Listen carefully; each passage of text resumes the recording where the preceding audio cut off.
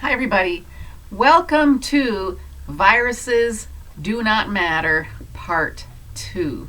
Hi, I'm Dr. Lisa Ann Homick from Homick Advanced Chiropractic and also Sense Tele-Health. And I made a video called Viruses Shouldn't Matter, or Viruses Shouldn't Even Matter. I can't remember. And in that video, I talked about the writings of Royal Lee, and today I want to talk about the writings of Weston A. Price. But yesterday, when I made the other video, I left off a very important quote, and I'm going to repeat it to you now. If you remember the other video, I talked about how calcium deficiency is seen in sick people, people with fevers, people who seem to have caught an infectious disease. And Royal Lee had some very interesting things to say. I'm going to repeat a couple of them. He said that calcium bicarbonate deficiency was the cause of recurrent infections. So in his work, he brought back these nutrients to the people who were lacking it, and they did fine. Pasteurized milk was causing fevers. Chronic fevers in children was also a calcium deficiency. And the one quote I forgot to include, here's all my notes. I even circled it yesterday. Missed it. Calcium deficiency fevers are seen during rapid bone growth. Rapid bone growth of children. They have fevers. Well, what's happening when their bones are growing very quickly? They're using up all those raw materials. They're using probably every inch of calcium in their bodies in order to grow and to develop properly. So they have fevers. And his approach was more calcium is needed, more calcium should be provided. So I thought that calcium correlation was very interesting. And he said calcium has so many functions, it's hard to overstate how vital its importance is. There are good reasons to believe that no virus infection can occur unless the calcium levels of the body fluids have dropped below a certain limit. Now remember, I got this from one of his articles in the book Soil to Supplement.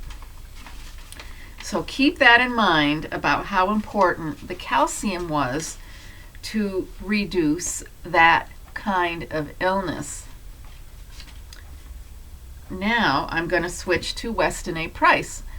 He traveled the world and went to isolated villages, isolated groups of people in various climates, various areas of the world, and studied them.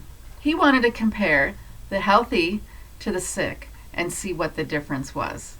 And we are very lucky to have his writings because now virtually every corner of this planet is modernized. So I'm reading from The Contagion Myth by Tom Cowan and Sally Fallon. And here I go. So take a listen. Even into the 1930s and 1940s, some scientists remained skeptical of the germ theory for tuberculosis. Many still believed that the cause was genetic. An investigator who disputed both theories was dentist Weston A. Price. So was there a germ theory or was there a genetic theory? What did he find stood out more for him? He said neither. He wrote the groundbreaking book Nutrition and Physical Degeneration. During the 30s and 40s, he traveled around the globe to study the health of so-called primitive peoples living on ancestral diets. As a dentist, he naturally observed dental and facial formation and the presence or absence of tooth decay. He found 14 groups and regions as diverse as the Swiss Alps, the Outer Hebrides, Alaska, South America, Australia, and the South Seas, in which every member of the tribe or village exhibited wide facial structure, naturally straight teeth, and freedom from tooth decay. He also noted the absence of disease in these well-nourished groups. As soon as the displacing foods of modern commerce made inroads into a population, they became vulnerable to both chronic and infectious disease, especially tuberculosis. The children born to those who adopted the Western diet of sanitary processed food, sugar, white flour, canned foods, and vegetable oils were born with more narrow faces, crowded and crooked teeth, pinched nasal passages, narrow configuration of the birth canal, and less robust body formation. Price rejected the notion that TB was inherited or caused by a microorganism transmittable by droplets released into the air in the coughs and sneezes of the infected. So here's a doctor, did impeccable research. We still have this research. I hope you've heard of him. And he says has nothing to do with coughing and sneezing. He surmised that the root cause was a malformation of the lungs, similar to the narrowing of the facial structure and dental deformities in those born to parents eating processed foods. Doesn't that make pretty good sense here? If you've got deformities in your facial structure, don't you think your lung capacity would be immature as well? It doesn't just skip around. If your nutrition is lacking, it's going to be body-wide. And I think that's very profound and very informative for us to rethink how we are acting during this acute illness period. What else does he say? In a visit to a pediatric tuberculosis ward in Hawaii, he noted that every patient had dental deformities. These dental deformities did not cause tuberculosis, of course, but Dr. Price believed that the same conditions that prevented the optimal formation of the facial bones also prevented optimal formation of the lungs. It was the dead and dying tissue in the lungs that attracted bacteria, nature's cleanup crew. That's what bacteria really is. It's there for a purpose, and it serves an important purpose. So nature's cleanup crew, and not the microorganism that caused the disease.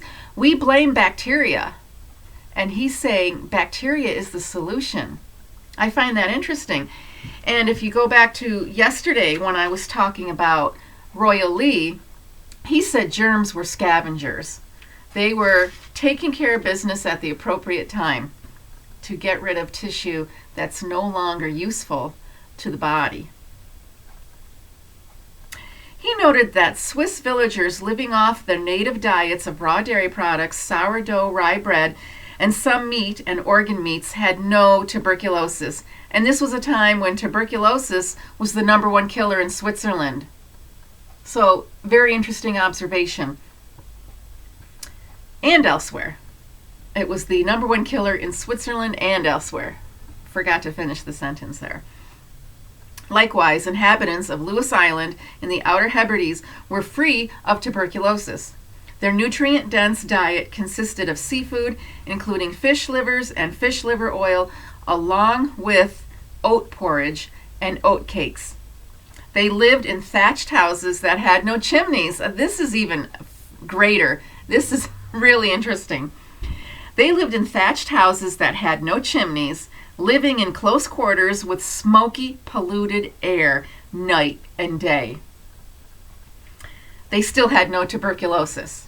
When modern foods made their appearance, the situation changed and tuberculosis took hold. Health workers blamed the smoky air of their cottages, not a microorganism, and made them install chimneys. What happened? We got chimneys now. This is the greatest thing. But to no avail. Only Weston A. Price was curious about the fact that the well-nourished islanders were immune even when living in smoke-filled houses. It's amazing what the body can do when it's given the actual appropriate nutrients that sustain life. Not just sustain, so thrive. People thrive. Even with the stresses that I'm talking about. I mean, here they are. They live in probably very rough situation, very cold weather, and no chimneys. Oh my gosh.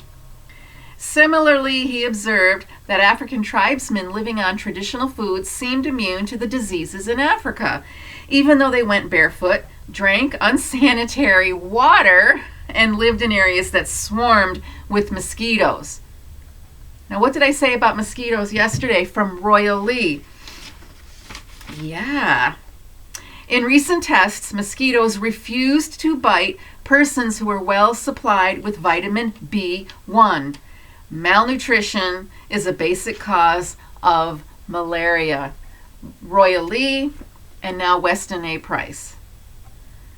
Europeans visiting Africa needed to cover themselves completely and sleep under protective netting to avoid disease.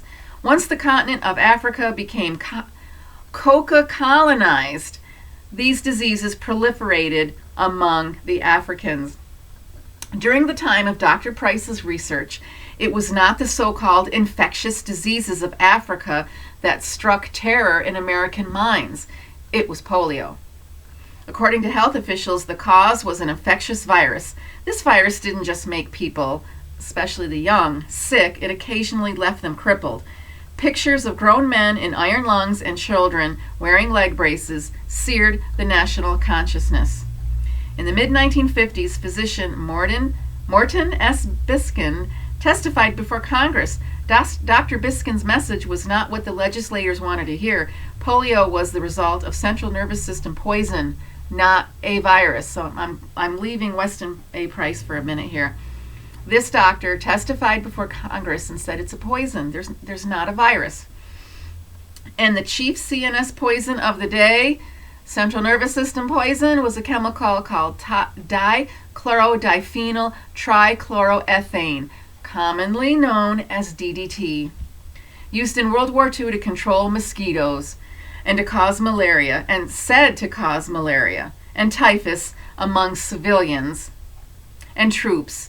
Its inventor, Paul Herman Mueller, was awarded the Nobel Prize in physiology or medicine in 1948 for his discovery of the high efficiency of DDT as a contact poison against several arthropods. So now I'm getting away from Weston A. Price. We're talking more about the central nervous system poison. It used to be lead arsenic, and then the DDT was supposed to be an improvement. But let me go back. So going back to Weston A. Price, he was not really seeing an infectious, contagious disease when the diet was appropriate. So if we have a common nutrient deficiency, we will have a common sickness. And that's why I titled this video, Viruses Don't Matter. So I'm going to end there. If you want to learn more about how your nervous system is helping you or hindering you from wellness, let me know and get dialed in on a Brain Sense Telehealth session. We need your full participation in the world. You cannot do that with brain drain. You can't do that with an impaired brain. So go to my blog, read the other things that I've submitted on my blog regarding health and wellness, and watch the other videos.